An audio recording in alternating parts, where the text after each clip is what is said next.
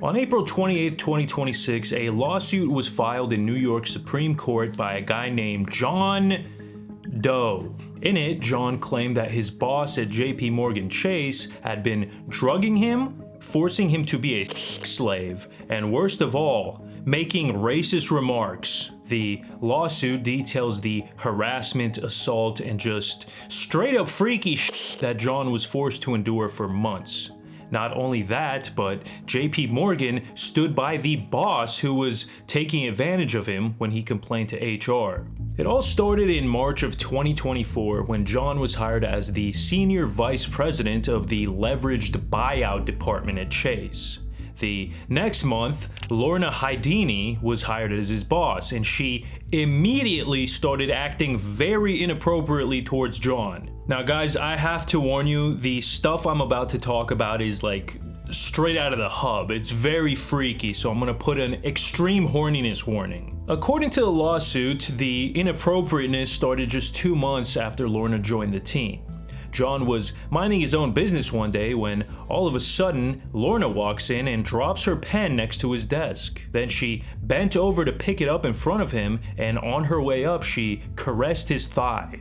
Now, I know what you guys are thinking, oh, boo-hoo, the hot Albanian girl boss cougar was hitting on him. Oh, my steak is too juicy, my lobster's too buttery. Well, the thing is, guys, John was a happily married man, okay? This wasn't the 60s where you could just get drunk at work all day and bang every woman in the office and then go home and beat your wife when she asked why you smelled like perfume, okay? This was 2026, and in 2026, women are predators too, allegedly. So Lorna's advances were not appreciated, and unfortunately, this was only the beginning. Okay, another warning, I will be talking about assault. For the next few months, Lorna continued to hit on John, asking him out for drinks several times a week, which escalated to her offering him a job of the blow variety. Birthday BJ for the brown boy? My little brown boy. Oh, I forgot to mention, John is Indian. But despite that, he continued to refuse Lorna's sexual overtures, which only made her pursue him more. At one point, she was so frustrated that she straight up told John that if he wanted to be promoted to executive director, he would need to start pleasing her. If you don't f me soon, I'm gonna ruin you. Never forget I f***ing own you. The lawsuit says that Lorna became obsessed with John and started stalking him. At one point, she showed up to his apartment. John begged her to leave, but she forced herself inside anyways. After closing the door behind her, she took off her shirt, grabbed her boobs, and said, quote, I bet your little Asian fish head wife doesn't have these cannons. Okay, I'm sorry. I know this isn't something to be laughed at, but come on, man. This is just... I know sexual assault is no laughing matter, but in this case it is, and you'll see why in a second. Okay, after that, John says Lorna went down on him and he started crying, which really pissed off Lorna, who scolded him. Stop crying. You think anyone would ever believe you? You're a douchebag who thinks he's hot but you can't even get your hard for me? What the is this? Okay, then she ordered him to... Now, John apparently really wanted that promotion, so he complied with the demand. Unfortunately, this was not the end. The lawsuit says that Lorna, for the next few weeks, continued to coerce John into sexual situations. Sometimes she would even slip roofies and Viagra into his drinks without him knowing. Okay, this next part, I'm just gonna straight up read it from the Daily Mail article. During one encounter, Hajdini allegedly ordered him to suck her toes, pushed him into the ground and sat on his face, beating him when he was unable to sustain arousal. I'm very uncomfortable, please, Lorna. Please, I'm begging you, Doe claims he told her, but she allegedly laughed before making a racist remark that at least his genitals didn't taste like curry. The weeks of abuse turned into months, and not only did John have to work hard, but he had to work hard, if you know what I'm saying. But by the end of 2024, John couldn't take it anymore. He decided to start looking for another job that didn't involve his ding-dong. But unfortunately, Lorna wasn't done ruining his life. Once she found out about his plans to leave, she and other senior managers left aggressively negative references at the companies he tried to get hired at. So he was basically stuck working at JP Morgan. Now you're probably wondering why he didn't just go to HR or something. Well, John was very aware that Lorna was powerful at JP Morgan and she was friends with people in the HR department. So he thought that if he went to them, they would just ignore him or worse. Unfortunately, his fears came true. In May of 2025, John finally built up the courage to file a complaint to HR about Lorna's behavior. He was completely ignored, and worse, a few days later, HR placed him on involuntary leave. Then things got even more insane when he started receiving a string of threatening phone calls. One of them said, quote, "Just wait till you're back in New York, brown boy." Another one allegedly told him, "You better stay away, snitch." After filing his lawsuit with New York Supreme Court, JPMC came out and denied all of Doe's claims and said an internal investigation found no evidence of anything he was saying. Now, guys, this story is so insane that you could almost say it's unbelievable. One could even say that it is a complete fabrication by John in order to extort his former company, and turns out one would be right. Not even 2 days after the story broke, it completely started to fall apart. John Doe's true identity was revealed to be Chirayu Rana. Listen, man, I'm not saying he was an ugly guy by any means, but this isn't exactly the type of face that drives women insane, okay? Okay, but it's not just that. Turns out this guy's story has more holes in it than a block of Swiss. First of all, the entire premise of the lawsuit is complete baloney.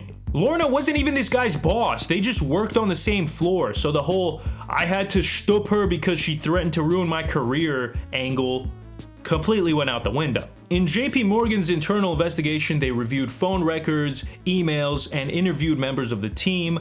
Nothing turned up any evidence. Also, Rana refused to participate in the investigation, which is weird, since he's the one who filed the complaint in the first place. Oh, and it gets worse. Before the lawsuit was filed, Rana had apparently attempted to negotiate a $1 million payment from JP Morgan, which some people might call extortion.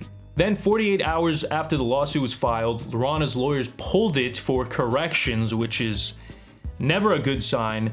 They're calling him the Indian Jussie Smollett. Sorry, I'm working on my Trump impersonation. It's not good yet. Anyways, my question is, how is this guy so stupid when the core premise of his accusations can be disproven in like 2 seconds?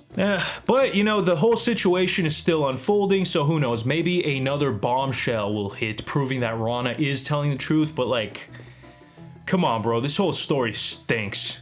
It sounds like like the typical Indian gooner's fantasy of being dominated by his hot white boss. Now the real question is, can he be redeemed? Okay, I swear, I'm done with the Indian jokes. India, if you're watching, I'm sorry. I'm just goofing around. I love you. And I will be watching this story develop like a hawk.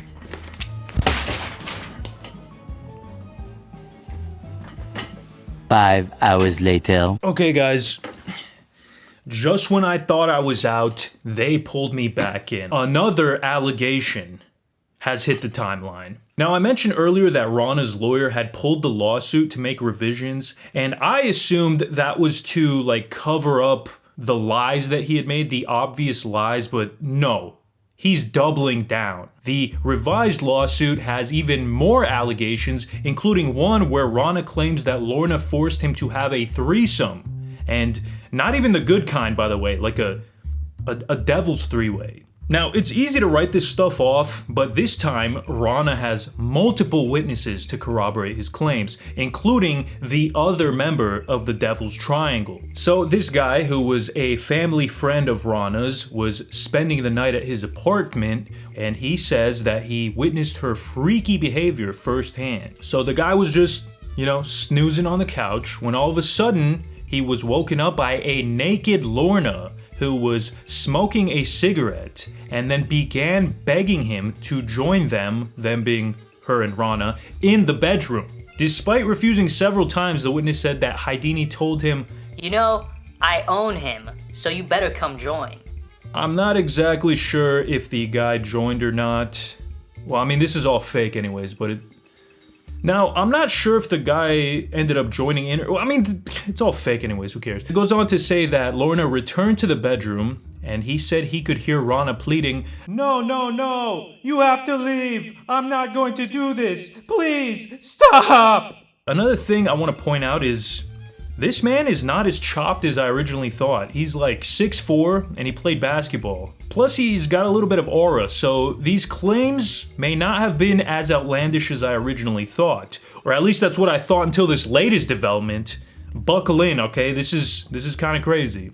So, back in December of 2024, which was around the same time Rana was allegedly being used and abused, his father unfortunately passed away. Luckily for Rana, JP Morgan gave him 3 months paid leave to be with his family. It was during these 3 months that Rana had filed his original complaint against Lorna. Now, one person who was really surprised by the death of Rana's dad was, his dad, who is totally alive. So yeah, he lied about his dad dying and cooked up this scheme to extort JP Morgan, allegedly. At the same time, there has to be some truth to it, or else this guy is just a complete schmuck who's opening himself up to a life-destroying lawsuit for no reason. Maybe he was in an affair with Lorna and he tried to spin it as he was being taken advantage of to save face with his wife or something. I don't know, man. I have no idea. All I know is that if it does turn out to be true, even a little bit, then the leveraged buyout department at JP Morgan is about to get a tsunami of applications soon.